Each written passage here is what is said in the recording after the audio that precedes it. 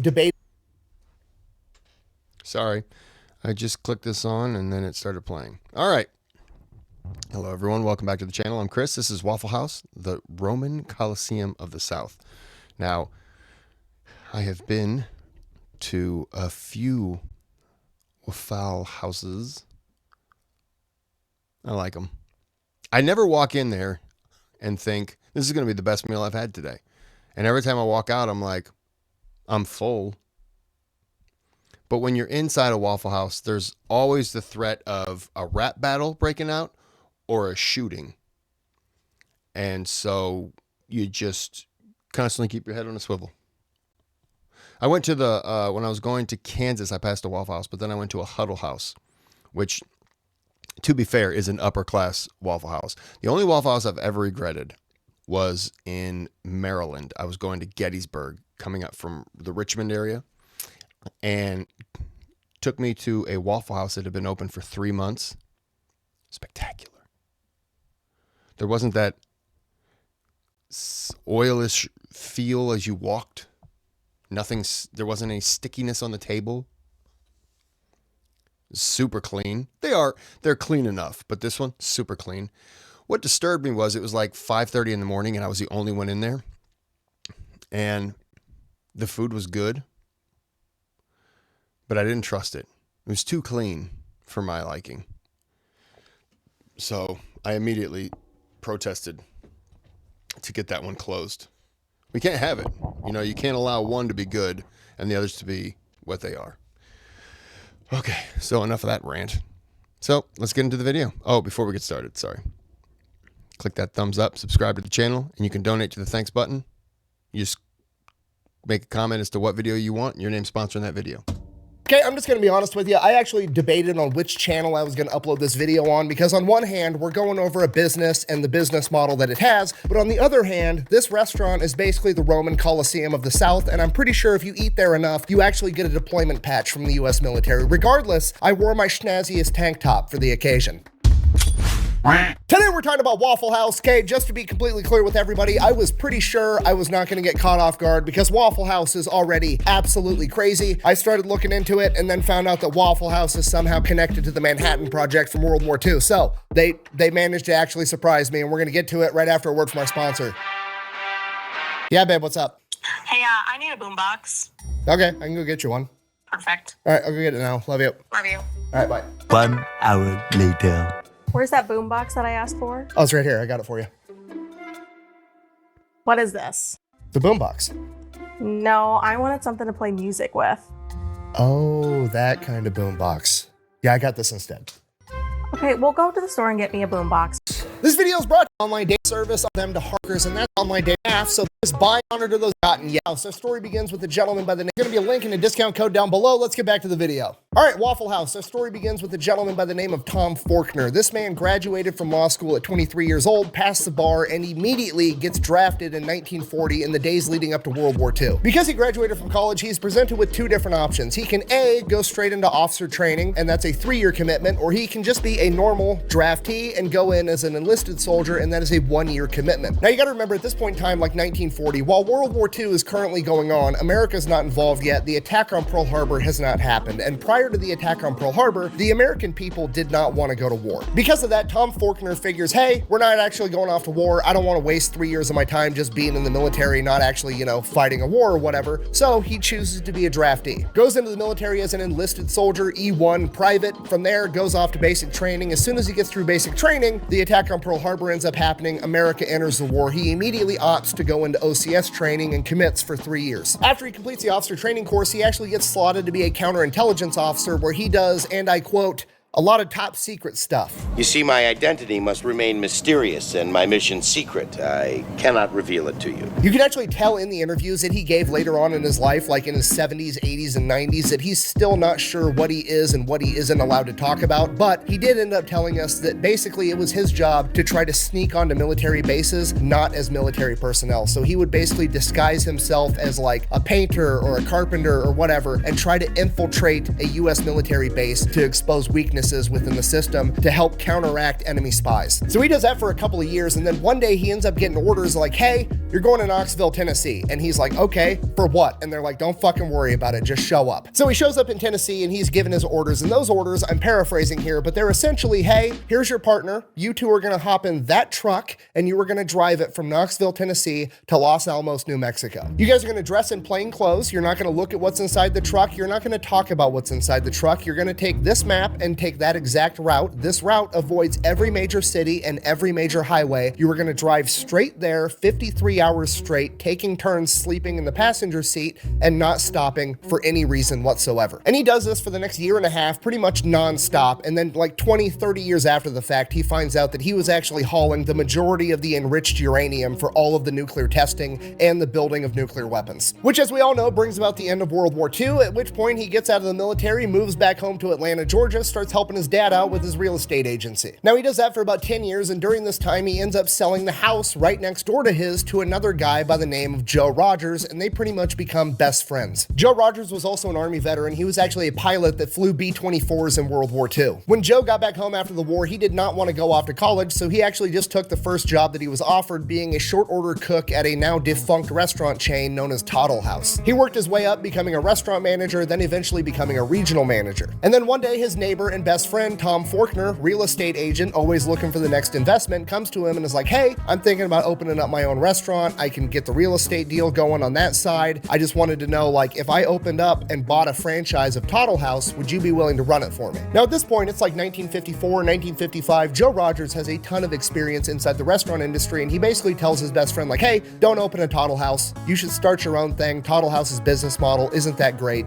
If you start your own restaurant, I will help you run it. He then goes off on vacation with his family, and by the time he comes back, Tom Faulkner has already bought the real estate and comes to Rogers and is like, cool, what's the business we're starting?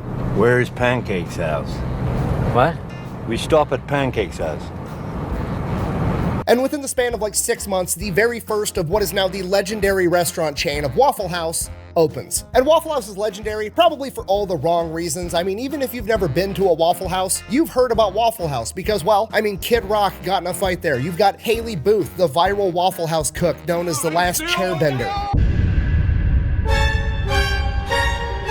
There's entire subreddits and YouTube channels almost exclusively dedicated to all the fights that break out at Waffle House. I remember the first time I went to a Waffle House, I stretched first, I grabbed a GoPro, I was ready to yell World Star, Nothing exciting happened. I just had delicious breakfast at like 3 o'clock in the morning, which is probably 99% of people's experiences because despite all of the negative PR, Waffle House makes a ton of money and has an incredible business model. Okay, Waffle House had about $1.4 billion in revenue last year, which is about $650,000 per location. And when you take into consideration that each Waffle House is absolutely tiny, that's really impressive. Out of their 2,100 tiny Waffle House locations, their yearly stats are 58 million cups of coffee, 124 million waffles, 153 million servings of hash browns, 272 million eggs, which is about 2% of all the eggs consumed in the United States of America, and 85 million strips of bacon. Yes, I did the math. That is about 8,000 miles worth of bacon. I worry what you just heard was, give me a lot of bacon and eggs. What I said was, give me all the bacon and eggs you have. So Waffle House is obviously doing something right. What exactly are they doing? Well, it all comes down to their business model and their branding. Now, with the Waffle House branding, all the negative PR about fights always breaking out at Waffle House, in a way, has actually helped them out a ton because Waffle House, by and large, is pretty much a regional chain. It's primarily down in the South. Yet, Waffle House has become a household name pretty much everywhere in America. Unfortunately, there isn't one in Illinois. Yeah, I have to go to Missouri.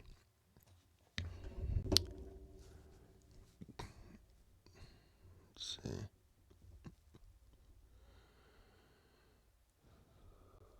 I remember passing a Waffle House around here, Independence, Missouri area.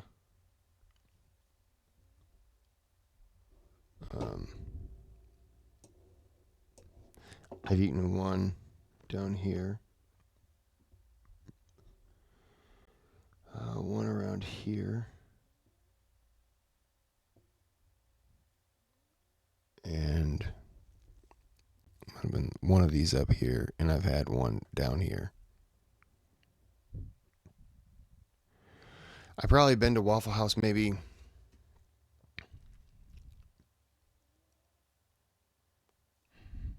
I probably visited maybe 9 or 10 times. About 5 of them. 9 or 10 times. 5 locations. Used to come here several years in a row, and I would hit the Waffle House there once or twice when I was there for the week.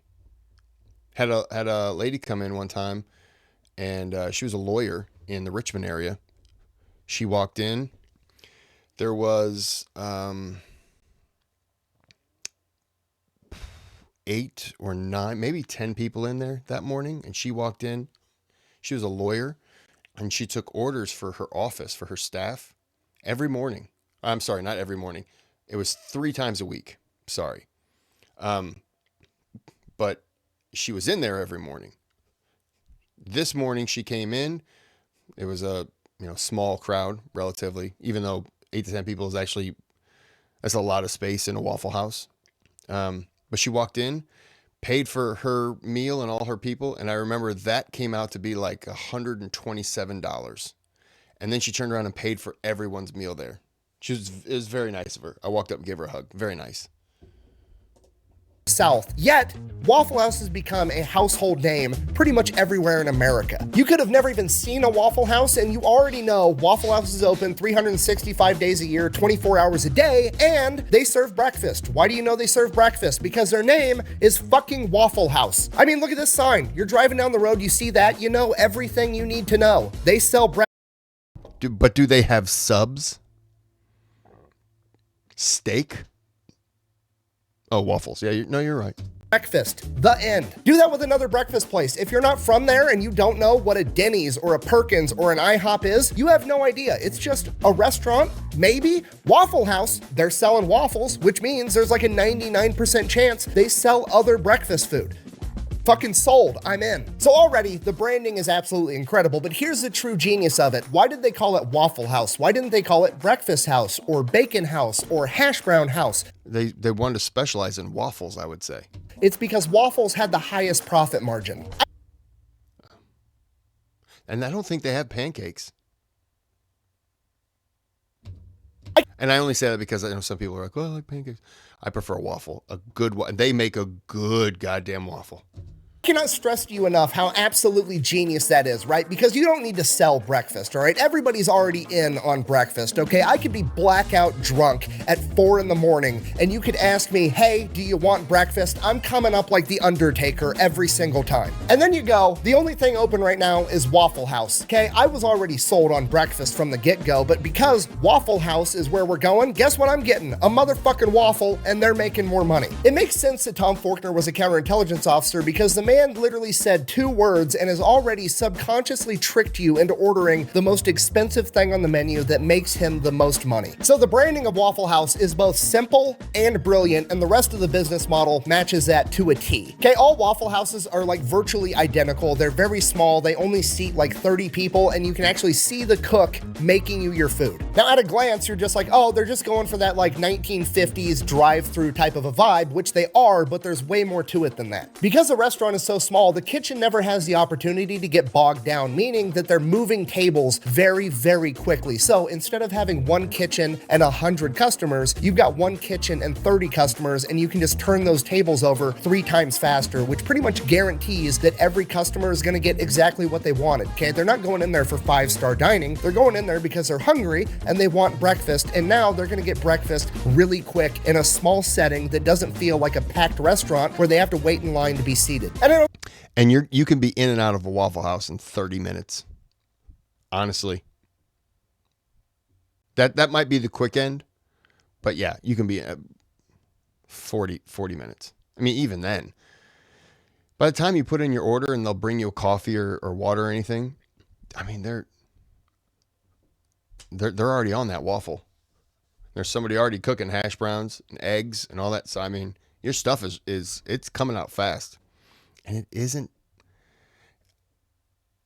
I've never went to a Waffle House and thought this is going to be the greatest meal I've ever had.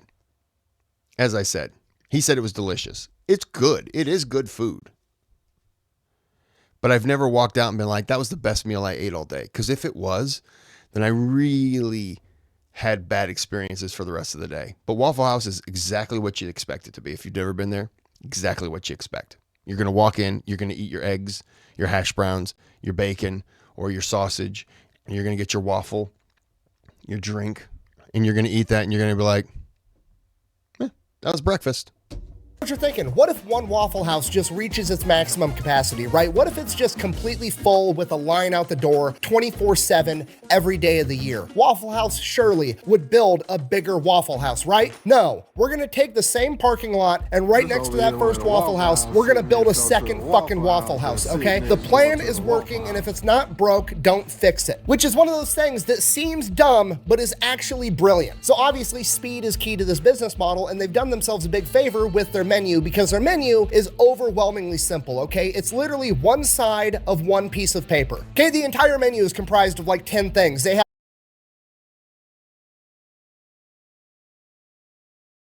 Yeah. Oh yeah, I forgot they do the grits. I typically do the All-Star Special. And sometimes I won't get the grits, I'll get the hash browns. Most of the time, I think it's hash browns. You can get grits, but I've always had them with the hash browns. I've had grits occasionally. God damn, this looks delicious. I want breakfast now. Okay. The waffle.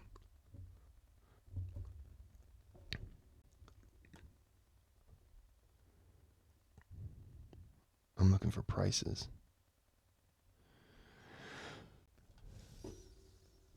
Upgrade to large hash browns for only 50 cents. Okay, yeah. So that's what I do. I do the hash browns.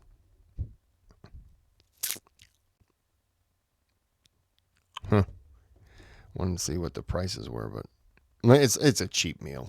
have waffles, sausage, bacon, ham, eggs, toast, biscuits, gravy, butter, and syrup. Guess how many flavors of syrup they have? One. It's fucking syrup-flavored syrup. The entire menu is simple, exactly how it's supposed to be. Oh, sorry, they have hash browns too. Sorry, 11 things, not 10. Anyways, moving on. Another reason they do so good is they actually might be the best fast food chain when it comes to taking care of their employees. They pay them higher than average, they have super flexible schedules, and they're one of, if not the only fast food chain that actually offers all their employees healthcare and dental insurance. Okay, and I know what you're thinking. You're like, okay, but really, how good are they actually treating the Waffle House employees? I got the one stat that's everything you need to know, okay? Waffle House treats their employees so well that employees are willing to commute into a natural disaster to work at a different Waffle House when the occasion arises. Yeah, Waffle House is open 24 hours a day, 365 days a year, and they fucking mean it, okay? Whenever there's like a hurricane coming or some type of impending natural disaster, Waffle House organizes what they call a jump team, a bunch of Waffle House employees from a different region that's going to be unaffected because they know that their local employees are going to be busy taking care of their own family and their own houses during a hurricane, so they bring in teams from outside the region to work inside of a natural fucking disaster, and they're willing to do it. I never said thank you.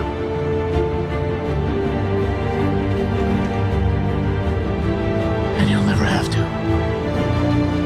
Okay, McDonald's can barely get their employees to show up on a good day, and Waffle House has employees volunteering to commute into a fucking hurricane to make breakfast. And this is the most impressive part of the business because Waffle House has the best logistics and preparedness of any company I've ever seen ever. The only entity that beats them in logistical capacity is the United States military. Waffle House is literally ready for absolutely anything. Every single Waffle House has the playbook inside of it that details exactly how the staff is supposed to handle literally any type of emergency or situation that could possibly arise. And if for some reason the situation comes across that isn't in that playbook, after it happens, they immediately add it to the playbook. It covers tornadoes, hurricanes, floods, a hole in the roof from a branch falling, a car driving into the restaurant. You can drive a car into Waffle House and they're still planning on staying open. The playbook even has detailed plans for every type of disaster for what the local employees, while they're not working should go home and do to make sure that their house and their family are safe as well. Every single Waffle House has a backup generator. The stovetop, it runs on propane, and they have a bunch of extra propane tanks on hand. Flashlights, candles, batteries, backup water. They have a special menu of what they're able to serve when the water is out and they're running on reserve water. When a Waffle House location is going to be in a disaster area, that Waffle House stocks up on extra food, and then all of the neighboring locations in the unaffected area also stock up and stage food there to get them more food when they need it. If Waffle House is a standing structure, those motherfuckers are serving breakfast come hell or high water.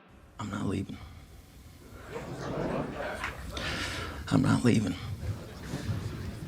I'm not fucking leaving! Waffle House is so good at this that FEMA uses them to gauge how bad natural disasters really are. Yes, FEMA, the Federal Emergency Management Agency, literally uses the Waffle House Index to gauge how bad a disaster is. Okay, green, Waffle House is running as normal. Yellow, Waffle House is using the backup generator or having to use an altered menu. Red, Waffle House is closed. People are probably already fucking dead by that point. Waffle House is literally the Terminator of the fast food industry, okay? The fact that the federal government, probably the most powerful entity on the planet, maybe ever, looks at a chain of restaurants and is like, man, if Waffle House is closed, we need to mobilize the National Guard is fucking crazy. Now, maybe you guys are thinking the same thing I was at this point in my research, and I'm like, man, I need to invest in this company. I need to see if I can open up my own Waffle House franchise. This company's awesome. And this is where the bad news comes in. I mean, technically you can franchise a Waffle House, but most of us probably can't. The company is privately owned. It's not on the stock market. It's still owned by the families of the original two founders. And while they do allow franchises, they are super picky about who they let buy in to have a franchise, and they make it very, very expensive to buy in to make sure this is actually what you want. And while that is unfortunate, I think it's actually kind of awesome. It's a company that actually has morals and cares about their image more than they care about next quarter's profits, okay? It's a company that has committed themselves to making breakfast under any circumstances, and they're gonna see that through till the very end, even though they could probably make way more money by just selling franchises and letting whoever the fuck throw up a Waffle House. And now for the fairy tale ending, Joe and Tom worked together as best friends for 62 years to build Waffle House into what it is today. They both passed away at the ages of 97 and 98, and now Waffle House and their legacy lives on as that company is still being operated by their kids, and that is the American dream. Get together with one of your best friends, pick a goal, even if it's something as simple as serving breakfast to people, and never let anything get in between you and achieving your goal, even hurricanes and floods and natural disasters, apparently. Work with your best buddy for 62 years straight, and then die together and hand it off to your kids. In conclusion, Waffle House is the most American company ever, and that's why I love it. Thank you for watching. Best way to support the channel is go buy some merch. Wow. I was just thinking about the merchandise, about the franchising. It'd be nice to have one up here. It'd be a hit too, because you got to leave the state to go to one. Anyways, I hope you enjoyed it. Go visit a Waffle House. Side note, if you have a Huddle House near you, it's pretty much the same thing. A little different menu. I think Huddle House might offer more. If Waffle House offers like 11 items, Huddle House might offer 13, probably 12. Still good. If you can't get to a Waffle House and a Huddle House is near you, eat that and you're like, oh, okay, this is pretty much the same. Similar in how they keep things moving. But yeah, get to a Waffle House. It is, damn it, I want one now. I want a waffle. That's what I want a waffle right now. All right. Until next time, have a good day. Have a good night.